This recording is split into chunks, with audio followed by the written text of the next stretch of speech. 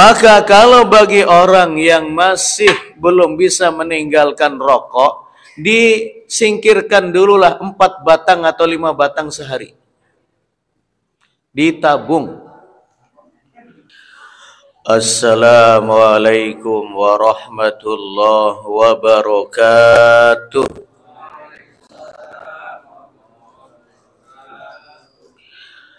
Alhamdulillahilladzi binikmatihi tatimmus shalihat.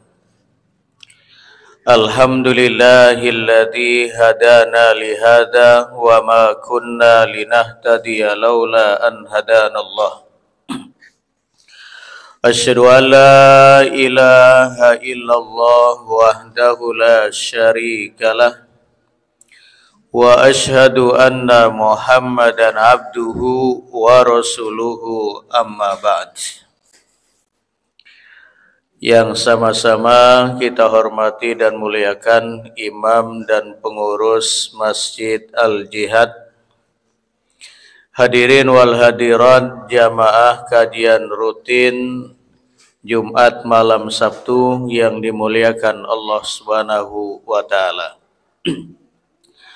Kita memuji Allah Subhanahu wa taala atas segala karunia, nikmat, inayah, hidayah dan taufiknya, sehingga sampai malam ini kita masih istiqomah menjalankan ibadah, mengisi dan membekali diri dengan ilmu, serta diringankan untuk menghadirkan kesolehan. Salawat teriring salam semoga senantiasa tercurah kepada Rasul junjungan kita Nabi Agung Muhammad sallallahu alaihi wasallam, yang selalu kita memohon kepada Allah mudah-mudahan kita semua termasuk pengikutnya yang memantaskan diri mengharap syafaatnya pada hari kiamat nanti. Amin. Nyawa sekalian, ngaji kita pada malam ini terkait dengan Kitabul At'imah, yaitu bahasan tentang makanan, dan di bawahnya ada bab al-udhiyah, yaitu bab korban, yang kita ambilkan dari kitab hukum hadis Bulughul Maram karya Ibnu Hajar Al-Asqalani, supaya pedomannya pasti. Jadi Imam Ibnu Hajar Al-Asqalani dalam kitabnya Bulughul Maram dalam bab al-udhiyah, dalam bab korban ini menghadirkan 9 hadis, dan ini yang akan kita kaji pada malam ini.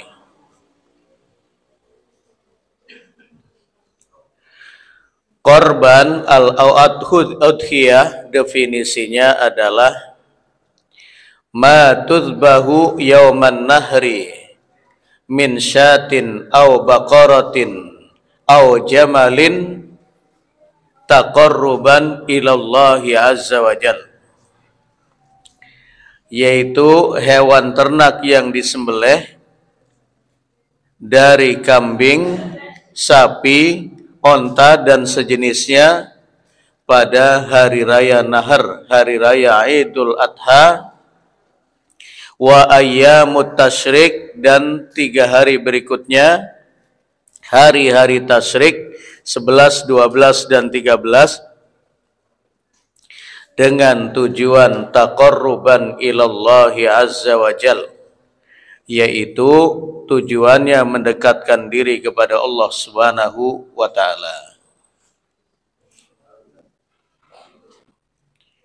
Kita mulai hadis yang pertama.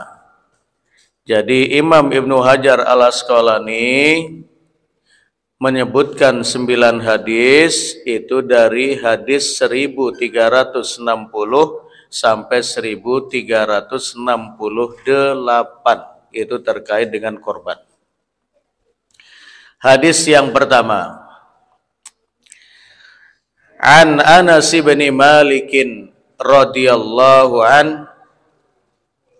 anna Nabiyya sallallahu alaihi wasallam kana yudahi bi kabshaini amlahaini aqranaini wa yusammi wa yukabbir wa yad'u rijlahu ala sifafihima wa fi lafdhin dhahabahuma biyadih, muttafaqun alaih.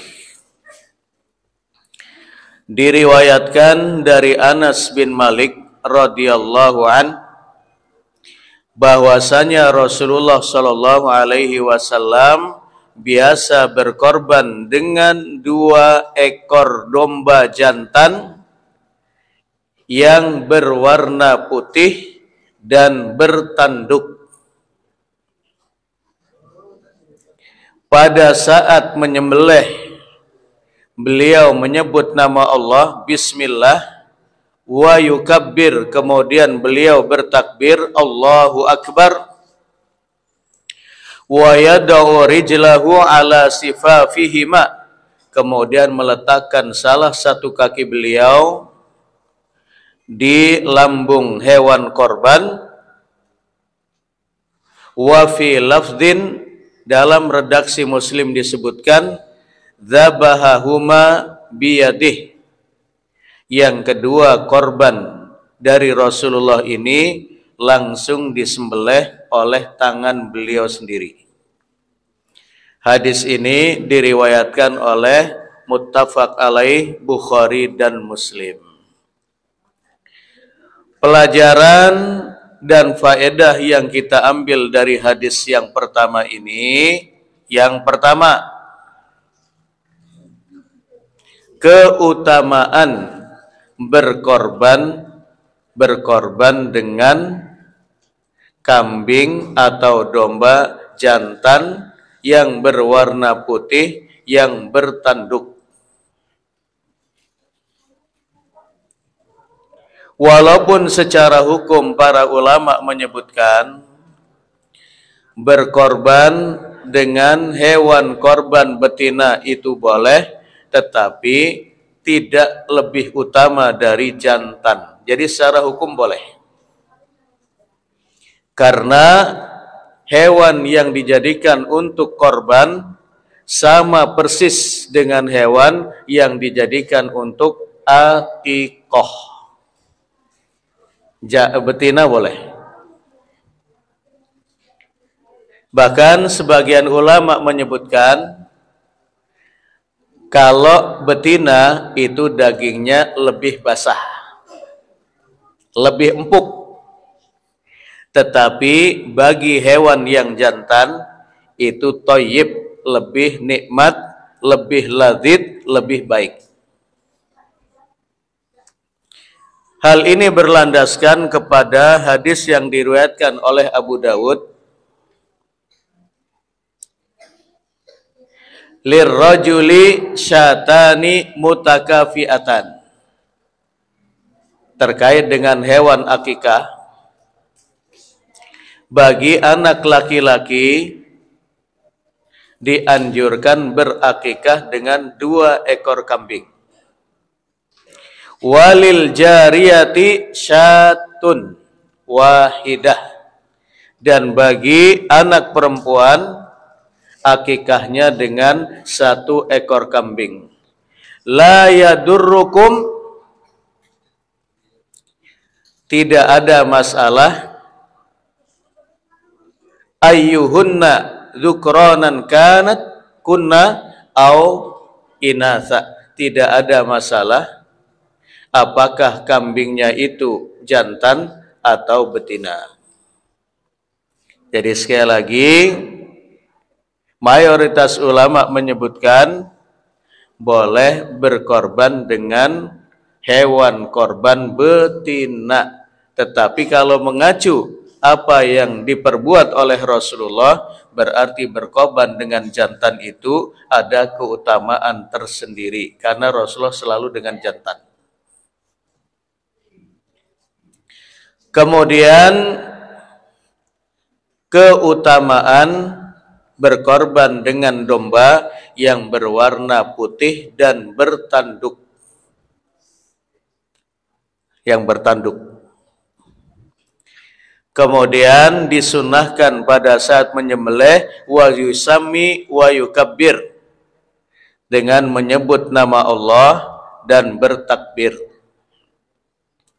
Sehingga dipastikan kalaupun orang yang berkorban tidak menyembelih karena tidak memiliki nyali, pastikan yang menyembelih itu adalah seorang muslim yang menjaga sholat, sehingga identik dengan dzikir. Jangan sampai penjagalnya hanya mengambil dari pasar padahal dia meninggalkan sholat.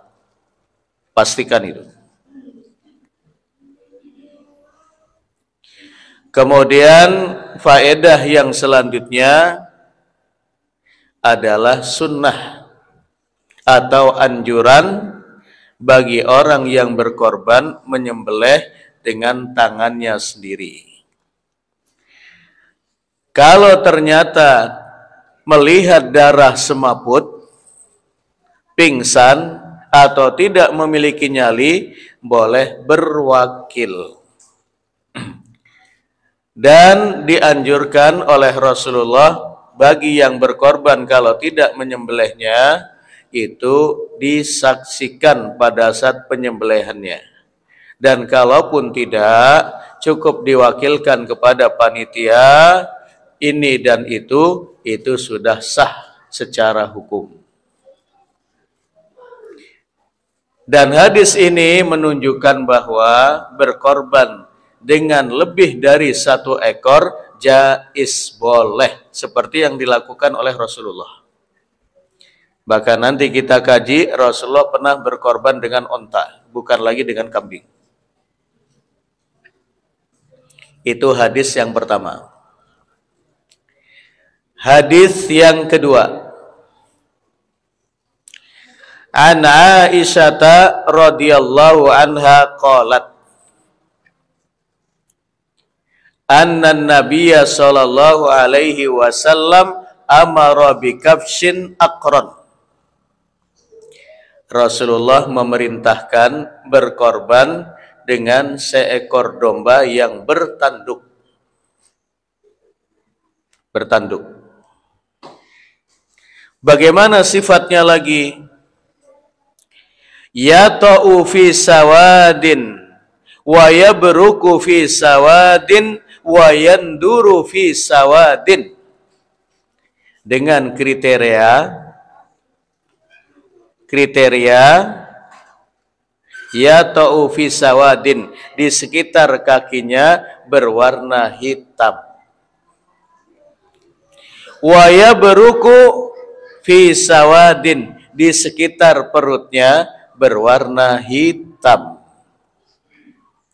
Wa yanduru fi sawadin, dan di sekitar matanya berwarna hitam, artinya loreng lah. Nah itu secara khusus bagi yang memungkinkan mendapatkan domba model itu, diperintah oleh Rasulullah liyudhahi bihi, untuk berkorban dengan hewan korban yang model itu ada hitam-hitamnya. Waqal, kemudian Rasulullah bersabda, ishhadi al-mudyah, berkata kepada Aisyah, wahai Aisyah, ya Aish, asah pisau itu.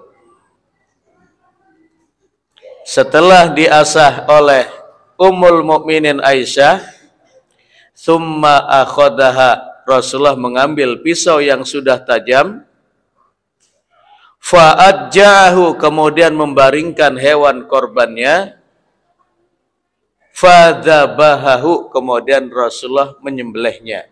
Waqal, seraya berkata, Bismillah, Allahu Akbar, dengan menyebut nama Allah, Allah Maha Besar.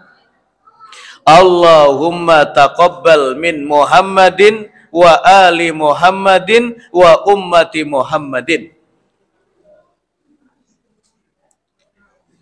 Ya Allah, terimalah hewan sembelihanku ini, hewan korbanku ini atas nama Muhammad, keluarganya dan umatnya. Ini Rasulullah.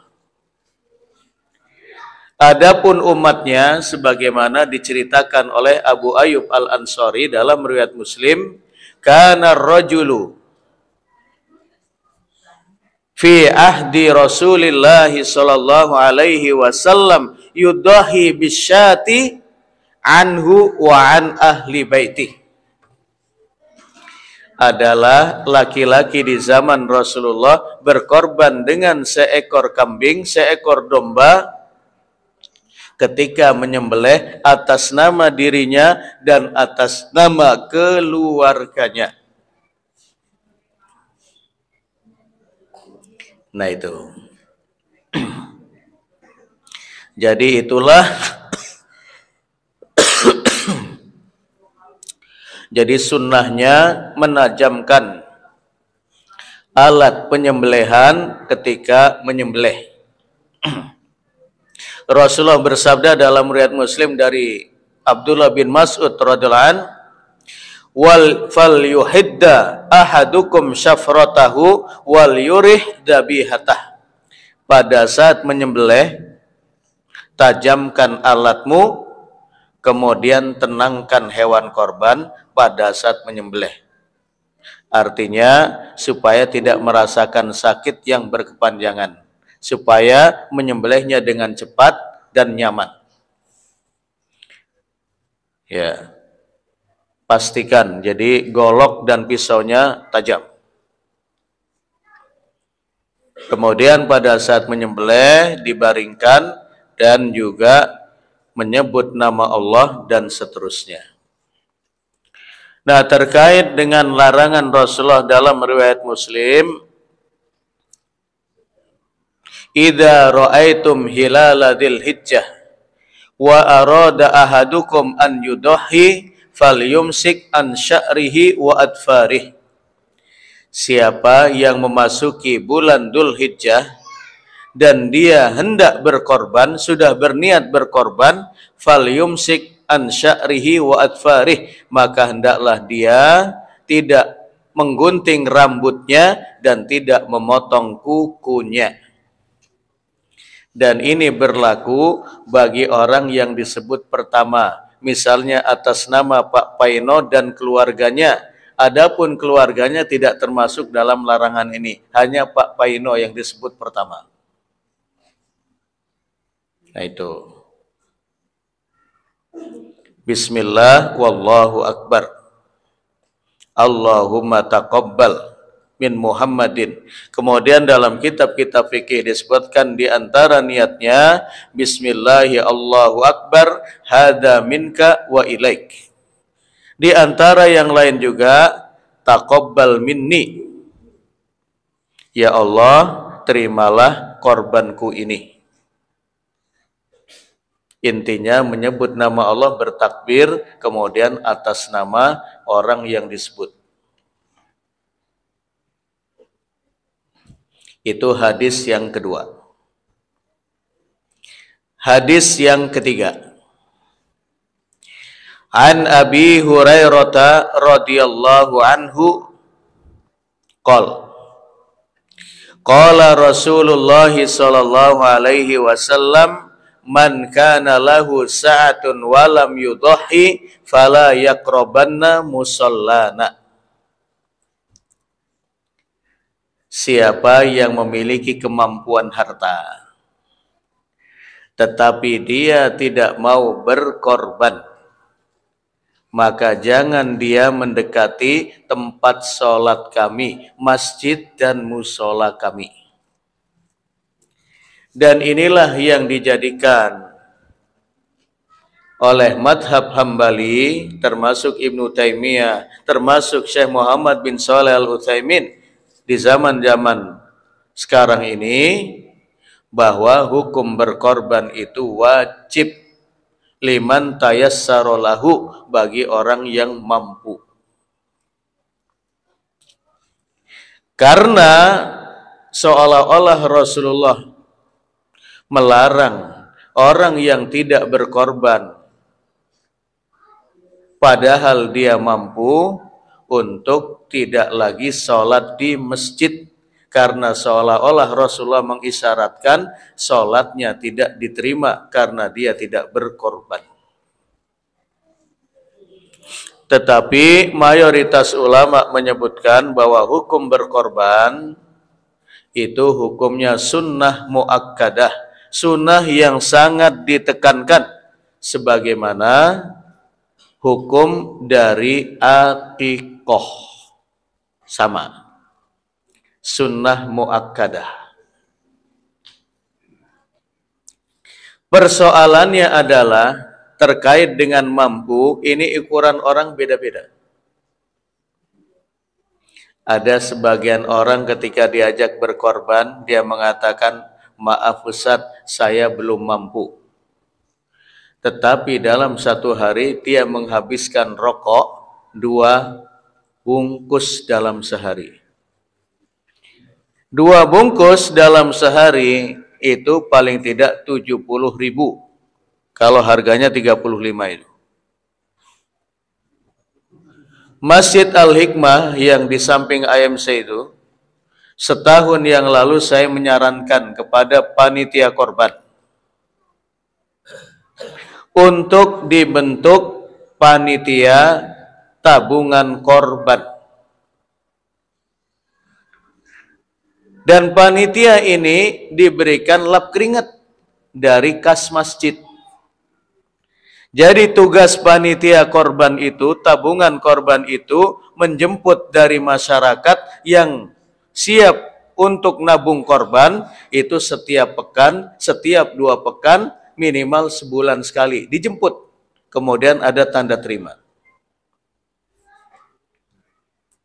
Nah, sebulan yang lalu saya diundang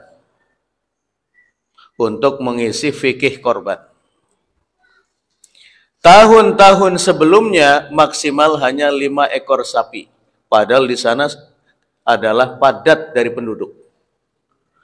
Dan rata-rata ekonominya banyak yang menengah. Sebagian menengah ke atas, sebagian menengah ke bawah. Nah, ternyata dengan cara itu, artinya ikhlas dalam beramal bukan berarti tidak ada lap keringat. Maka saya sarankan pada waktu itu diambilkan dari kas masjid untuk bensin para panitia. Nah, begitu saya diundang sebulan yang lalu untuk mengisi fikih korban, selain 5 sapi yang biasa dilakukan tahun ke tahun, dari sebulan yang lalu sudah siap 77 orang berkorban, dan itu sudah siap, sudah cukup uangnya. 77 kan berapa sapi itu? 10 apa 11? Iya, hampir 11 lah. Artinya ada capaian yang sangat besar, padahal ekonomi sekarang menurun. Maka kalau bagi orang yang masih belum bisa meninggalkan rokok, disingkirkan dululah 4 batang atau 5 batang sehari. Ditabung. Artinya kalau kita bisa menyisihkan 10.000 saja sehari dalam 1 tahun, itu sudah terkumpul 3.600.000. Itu sudah sapi super itu. Kalau 8.000 sehari, itu sudah 2.840.000. Cukup untuk sapi Bali. Begitu.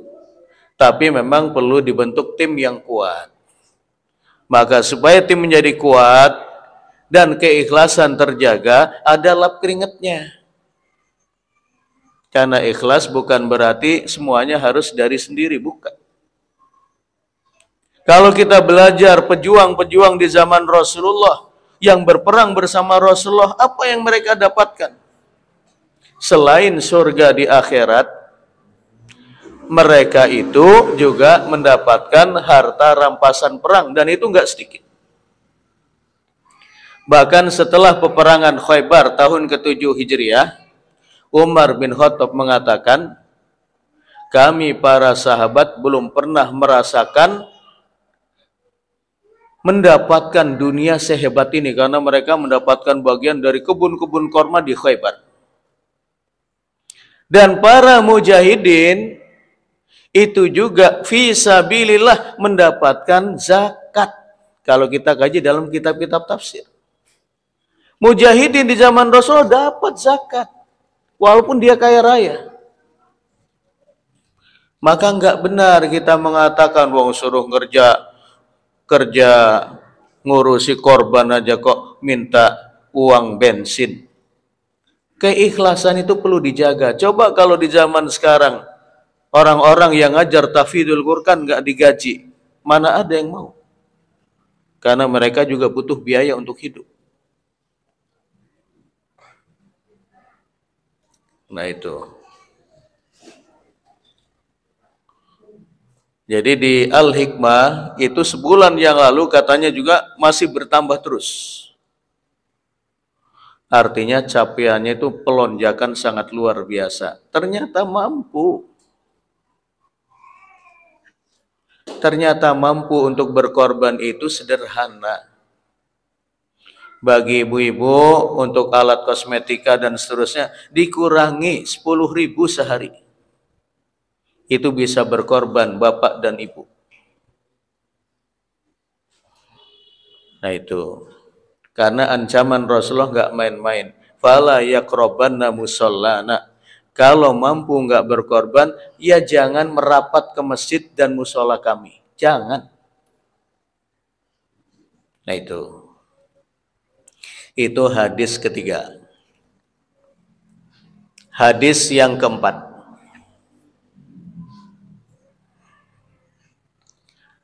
Terkait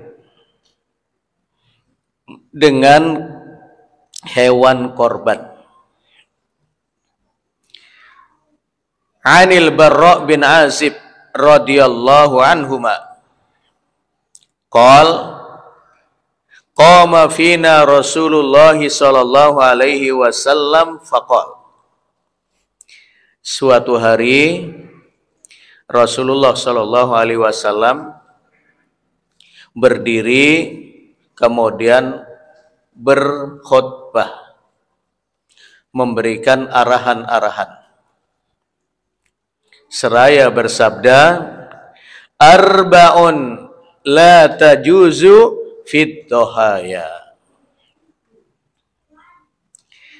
Ada 4 cacat yang tidak sah untuk dijadikan sebagai korban. Nilainya hanya sodakoh kalau ada cacat 4 ini. Bukan korban.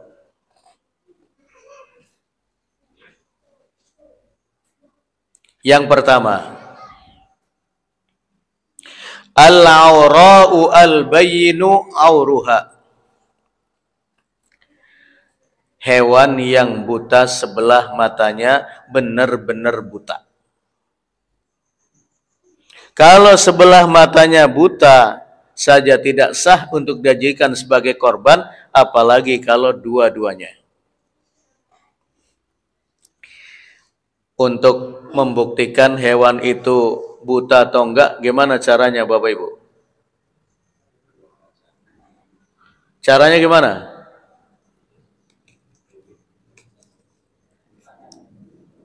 Dikasih pakan? Enggak cukup. Gimana caranya untuk membuktikan hewan itu buta apa enggak? Ya diukur berlari lah, bukan dia bisa nabrak-nabrak malah. Ambil dompet, ambil yang merah-merah.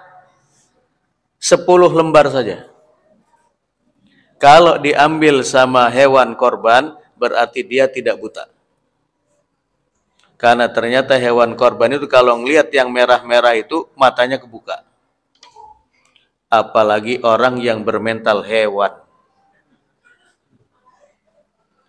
Yaitu guyonan. Artinya hadirkan dokter khusus hewan.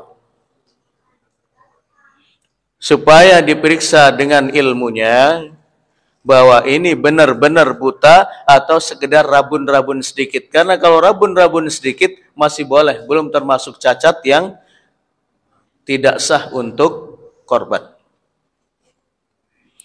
Kemudian yang kedua, wal maridatu al bayyinu maraduha. Hewan yang sakit-sakitan sejak lahir, sejak kecil, atau sakitnya sudah lama. Sudah lama. Sudah lama sakitnya.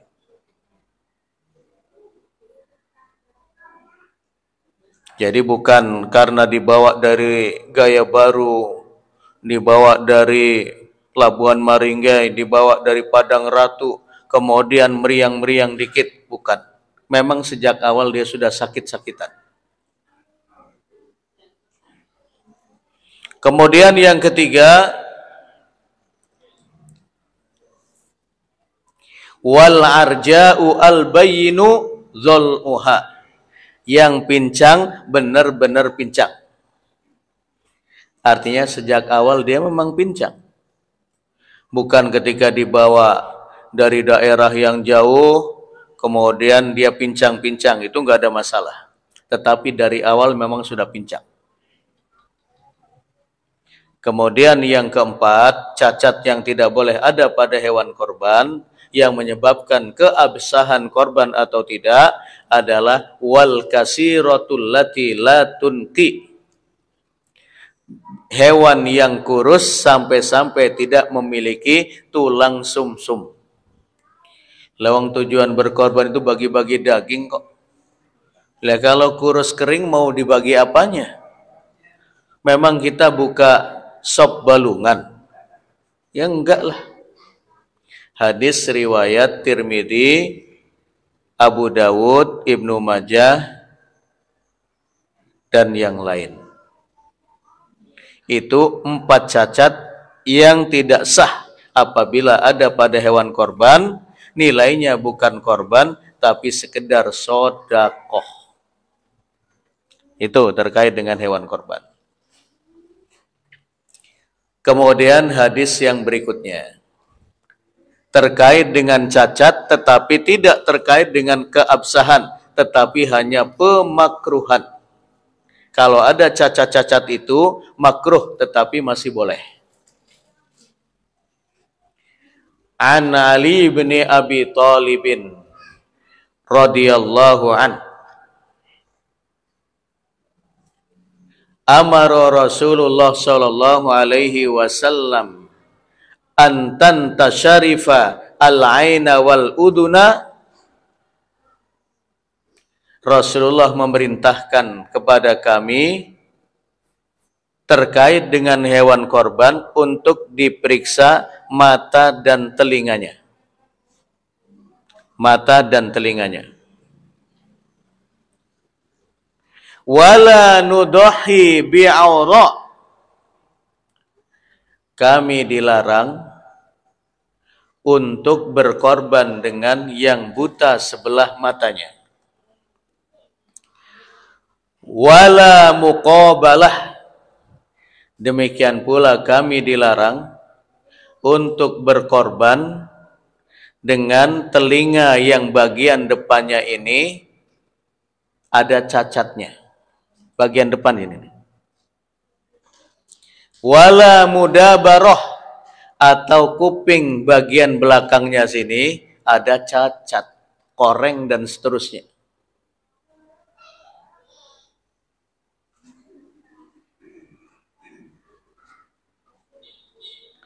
Wala khamra, ya khutma. Kemudian tidak sobek kupingnya. Wala sarma, kemudian tidak ompong giginya atau rompal giginya, gigi depannya.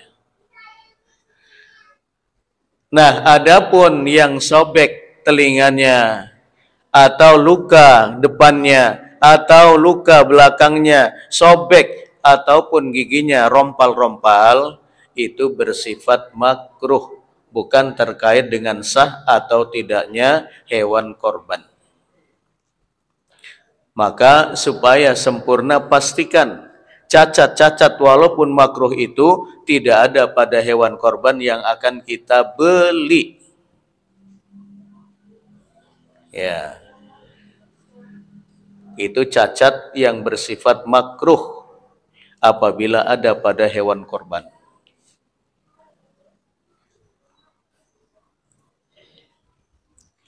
Kemudian hadis yang berikutnya.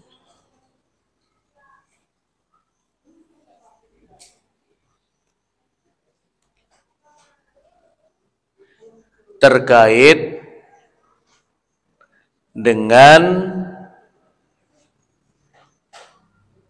sabda Rasulullah Sallallahu Alaihi Wasallam yang diriwayatkan dari Jabir bin Abdullah radhiyallahu anhuma. Qala Rasulullah Sallallahu Alaihi Wasallam di dalam riwayat Muslim, la tadbahu illa musinnah. Jangan kalian menyembelih hewan korban kecuali setelah musinnah, setelah berusia cukup. Musinnah dari onta itu genap berusia 5 tahun masuk tahun ke-6. Musinnah dari sapi itu setelah sapi telah sempurna berusia 2 tahun masuk tahun ke-3. Maka pastikan kalau beli sapi di daerah pastikan usianya sudah cukup. Karena ini terkait dengan kesahan atau tidak. Terkait dengan kambing, baik itu kambing Jawa, kambing Brazil, kambing Australia, kambing Madura, Sami Mawon, setelah berusia atau musinnahnya kambing itu setelah genap berusia 1 tahun masuk tahun ke-2. Kemudian musinnahnya domba kabs adalah genap berusia 6 bulan masuk bulan ke-7. Itu yang gembel putih itu. Itu genap usia 6 bulan. Pastikan hewan yang kita korbankan sudah cukup umur, sudah musinnah. Ya. Kemudian dari Al-Barra bin Azib radhiyallahu an, ia berkata,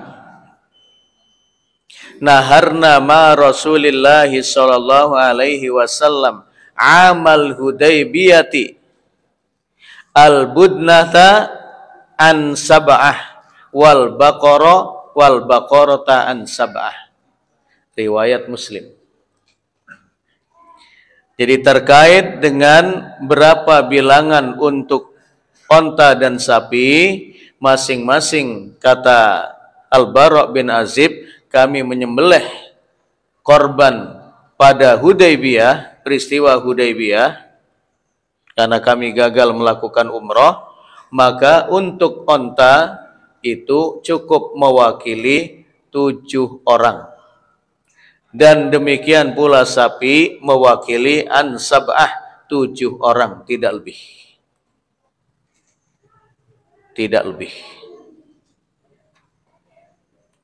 Adapun misalnya SDIT Al-Jihad, berkorban bahasannya, tetapi atas nama sekolahan, itu enggak mencukupi bilangan yang disebutkan, maka nilainya bukan korban, tetapi sodakoh, baru latihan korban.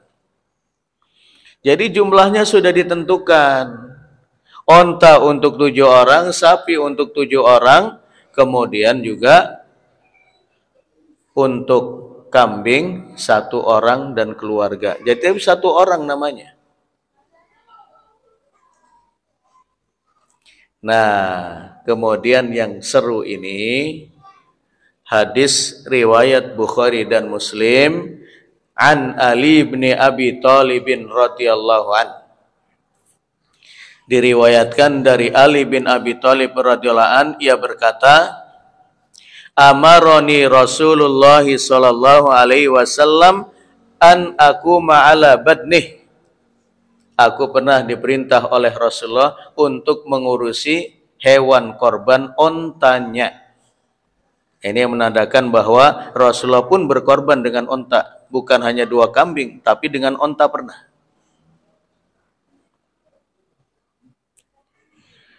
An atasaddaqa biluhumiha luhumuha wa juludaha wa jilalaha alal masakin.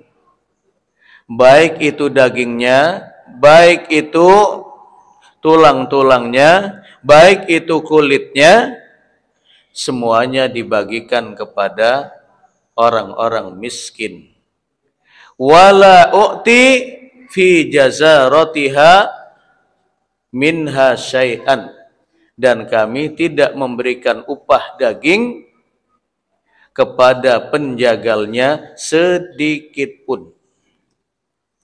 Dalam riwayat Bukhari, Ali menyebutkan, nahnu nu'tihi min indina, untuk biaya penjagal itu, maka yang berkorban itu yang menambah biayanya. Jadi kalau sapi, sembelihan sapi itu biasanya dihargai 350, maka untuk biaya penjagal 350 itu dibagikan kepada pengorban, nambah 50 selain harga sapi. Jadi bukan diberikan upah dari daging, ditambah dagingnya karena menjagal, bukan. Itu dilarang oleh Rasulullah.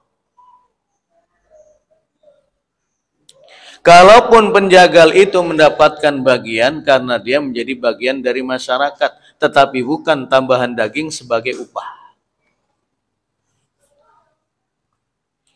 Bagaimana dengan panitia? Maka dalam agama kita setiap keringat itu memang dihargai. Etikanya bagi panitia itu juga ditanggung, bukan diupah dari daging. Jadi dari kas Masjid Al-Jihad ini diambilkan sesuai dengan musyawarah panitia korban, bahwa untuk panitia misalnya dalam 1 hari bekerja itu dihargai 100.000, ya diambilkan dari kas. Adapun mendapatkan bagian daging itu karena bagian dari masyarakat, bukan sebagai upah. Kalau begini caranya, nggak ada lagi cerita-cerita di masjid sana sini. Kok panitia tiba-tiba tanpa sepengetahuan yang lain mengambil kakinya? Kok tiba-tiba kakinya cuma 3? Kok kepalanya hilang? Buntutnya hilang? Wong jadi panitia korban kok nyuri? Kepiye ceritanya gue? Bukan berkah, nyuri. Dan nyuri yang paling besar dosanya itu adalah nyuri dari masjid. Adapun kalau misalnya yang berkorban dikumpulkan oleh panitia, atau sepakat misalnya untuk panitia itu diambilkan dari bagian pengorban, misalnya pengorban bagiannya 5 kupon, yang satunya itu untuk panitia, boleh, karena itu hak pengorban. Tetapi bukan sebagai upah, diambilkan dari daging untuk upah.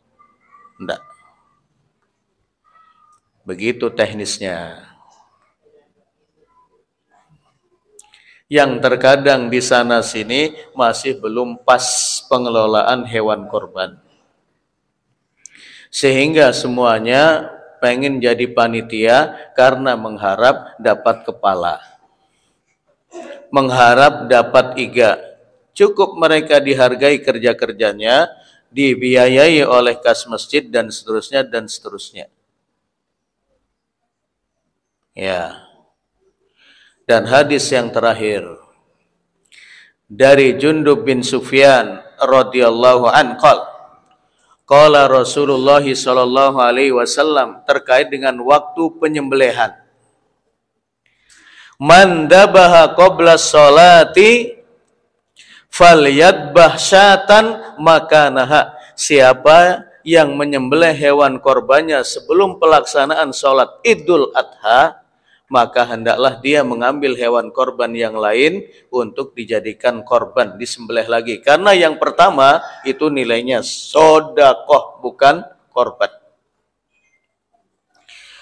Waman lam yakun yadbah, waman lam yakun dabah, fal yadbah alasmillah, muttafaqun alaih. Dan siapa yang sebelum sholat id dia belum menyembelih dan baru menyembelih setelah sholat id, maka sembelihlah atas nama Allah. Jangan lupa membaca bismillah, Allahu Akbar.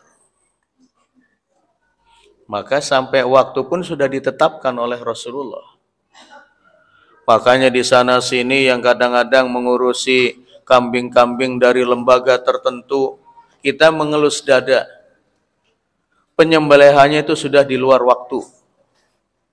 Kadang-kadang sudah tanggal 13, bahkan setelah maghrib. Itu bukan lagi nilainya korban, sodakoh.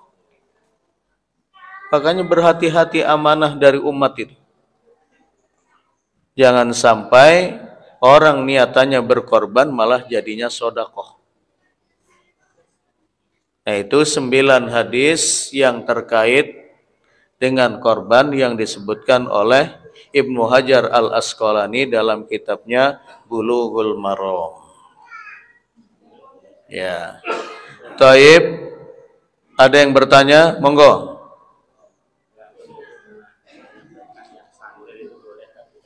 Kenapa?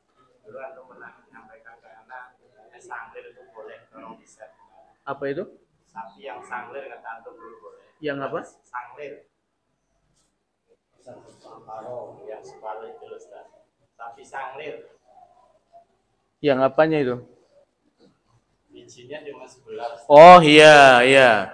Pokoknya selain yang disebutkan cacat dalam hadis 4 itu boleh. Kalau yang sisanya tadi yang sobek, kemudian yang bolong, dan seterusnya matanya yang rada-rada rabun, selama tidak rabun betulan, itu masih boleh. Termasuk yang memiliki apa?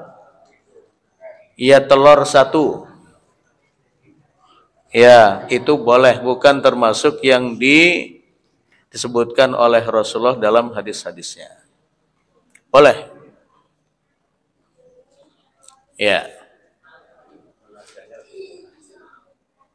Ya, harganya lebih murah.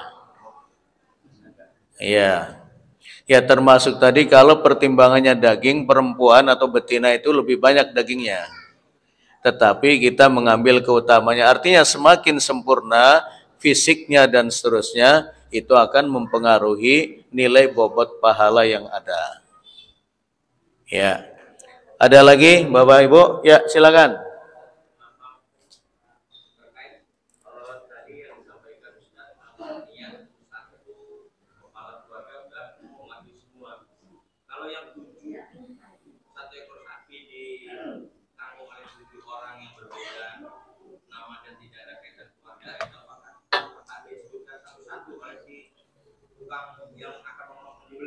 Ya, yang menyebutkan itu jangan yang menyembelih, karena dia nggak fokus.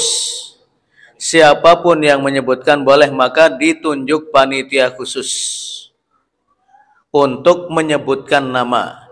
Sapi pertama atas nama Pak Paino dan keluarga. Sapi kemudian atas nama yang kedua Pak Markinem ya perempuan. Tulkino dan keluarga sampai disebutkan 7. Baru setelah disebutkan semuanya, bismillah, Allahu Akbar, hada minka wa ilaik, disembelih. Sama seperti dalam haji juga demikian. Penyembelihan hadyu, yang nyembelih aja, yang membacakan nama baca. Sebut baca, sembelih, baca, sembelih, baca, sembelih dengan menyebut nama Allah. Karena kalau sambil ngeliat-ngeliat, wah bahaya itu. Sementara namanya 7 dan keluarganya. Jadi keluarganya disebut biar keluarganya dapat pahala. Ya, silakan Pak.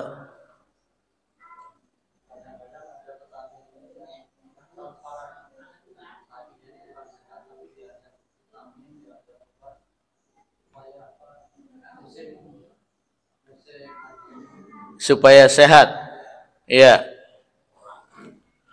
Artinya yang dimaksud dalam cacat tadi wal maridatu al bayyinu maradwa, yang benar-benar sakit. Kalau baru demam-demam dikit nggak apa-apa. Ya, sama seperti manusia diberikan vitamin terus sehat ya alhamdulillah. Yang dimaksudkan itu memang dikenal sejak awal itu memang berpenyakitan hewannya itu. Karena itu akan menularkan penyakit bagi pemakannya. Makanya nggak sembarangan. Karena dia yang dimakan oleh orang itu akan berpengaruh. Ya. Ya, terakhir ada? Cukup? Ya. Ya, mudah-mudahan menjadi gambaran yang lebih real terkait dengan korban supaya maksud hati kita berkorban itu sampai kepada tujuan dan niatan kita. Jangan sampai model hewannya kurang pas, kemudian pelaksanaannya, pengelolaannya ternyata juga bertentangan dengan sunnah. Ini yang bahaya. Sehingga kalau seperti yang kita sebutkan tadi nggak ada, karena semuanya dihargai. Nggak ada lagi cerita-cerita misalnya kok hilang kakinya segala macam, dan itu disampaikan bahwa kita itu adalah mengelola amanah orang. Adapun misalnya dari panitia diberikan dari kas masjid ternyata nggak mau, yaitu lebih baik karena memang betul-betul ingin berkhidmah untuk pengelolaan korban. Tapi yang jelas dihargai dulu. Seperti apa. Nah begitu. Demikian hadan Allah wa iyyakum ajmain wal afu minkum. Assalamualaikum warahmatullahi wabarakatuh. هبت كالريح قوية جبت كالنار كالنار وضية